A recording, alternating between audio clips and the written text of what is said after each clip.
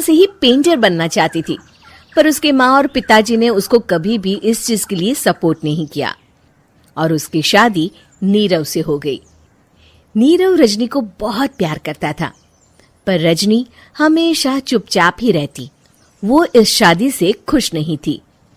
वो ये शादी नहीं करना चाहती थी। उसे तो हमेशा से पेंटर जो बनना था। अपने इस सपने को वो नहीं पूरा कर पाई, इसलिए वो हमेशा उदास रहती थी। रजनी, बहुत ही बढ़िया फिल्म लगी है, कल देखने चले? नहीं जी, कल मुझे बहुत काम है, मैं नहीं जा पाऊंगी। अच्छा तो कोई बात नहीं, संडे को चलते हैं। देखिए, मुझे फिल्म देखना पसंद नहीं है। आपको जाना है तो चले जाइए। नीरव को मना करके रजनी वहां से चली जाती है और अपने बैग को खोलकर उसमें बंद पड़े ब्रश और कलर्स को देखकर रोने लगती है। रजनी, चलो ना कहीं बाहर खाने चलते हैं, कुछ तुम्हारी पसंद का। जी, मुझे नहीं जाना, मेरी तबीयत ठीक नहीं है। रजनी वहां से चली जाती है। नीरव को समझ नहीं आता कि रजनी उससे इतना दूर क्यों रहती है। वो जब भी उसके साथ वक्त बिताना चाहता है, रजनी कोई ना कोई बहाना बना देती है। एक दिन घर पर कोई नहीं था। रजनी घर का सारा काम जल्दी से खत्म कर लेती है। घर पर अकेले होने के कारण वो सोचती है कि वो आज पेंटिंग करेगी। वो अपने कमरे में जाकर पेंट ब्रशेस और कलर्स निकालकर जैसे ही कलर मिक्स कर रही होती है कि दरवाजे पर बेल बज जाती है। अब कौन आ गया इस वक्त? इतनी मुश्किल से तो मुझे पेंट करने का मौका मिला है।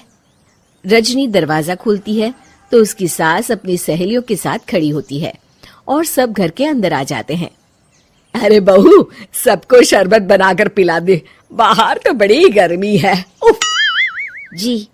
रजनी पेंट ना कर पाने से उदास हो जाती है। उसे गुस्सा भी आ रहा होता है कि उसने इस शादी के लिए हाँ क्यों कह दी। वो रसोई में जा रही होती है कि उसकी सास उसे रोकती है। बहू, सबके खाने का भी इंतजाम कर लेना, आज का लंच तो ये सब यहीं करेगी। हाँ। रजनी बिना कुछ कहे रसोई में चली जाती है। सबके लिए खाना बनाती है। सब खाना खाते हैं और रजनी घड़ी देखती है कि ये सब कब जाएंगे ताकि वो अपनी पेंटिंग कर सके। जब शाम होती है तब सब चले जाते हैं अपने घर।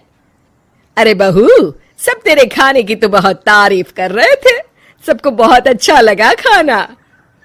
आपको मुझे सुबह बताना चाहिए था ना कि आपकी सहेलियां आ रही हैं।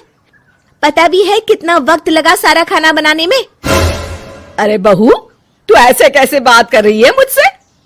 तो और कैसे बात करूं?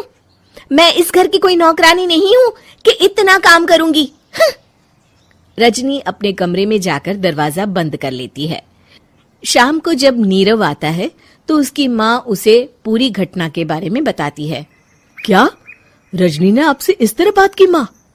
हाँ, और पता नहीं उसे क्या हो गया है, शाम से बाहर भी नहीं आई है। मैंने तो कई बार आवाज दी, खाना भी नहीं खाया उसने। तू ही बात करके देख ले बेटा। नीरव अपने कमरे का दरवाजा खटखटाता है। रजनी, दरवाजा खोलो, मैं हूं। रजनी दरवाजा खोलती है और फिर वापस जाकर अपने बिस्तर पर लेट जाती है। रजनी, माँ से बात करने का ये क्या तरीका है? मैंने कोई गलत बात नहीं की है। अरे तुम क्यों ऐसे बर्ताव कर रही हो सबके साथ? क्या तुम इस शादी से खुश नहीं हो? रजनी कुछ नहीं बोलती। अरे बताओ मुझे रजनी, क्या ये शादी तुम्हारी मर्जी के खिलाफ हुई है? हाँ, मैं ये शादी कभी नहीं करना चाहती थी। तुमसे क्या, मैं किसी से भी शादी नहीं करना चाहती थी। रजनी रोने लगती है। चुप हो जाओ रजनी, बताओ मुझे, तुम क्यों नहीं करना चाहती थी शादी? रजनी बेड के नीचे से अपने पेंटिंग्स, कलर्स, ब्रश, पेपर्स निकालती है। इतने में उसकी सास भी कमरे में आ जाती है। ये देख रहे हो, ये थे मेरे सपने। मैं पेंटर बनना चाहती थी, पर माँ पापा ने कभी सपोर्ट नहीं किया और मेरी शादी करवा दी। मेरे सारे सपने टूट गए। हर वक्त बस गुस्सा आता रहता है मुझे। मैं जानती हूँ कि आप लोगों की इसमें कोई गलती नहीं है, पर मैं क्या करूं, मुझे समझ में नहीं आता।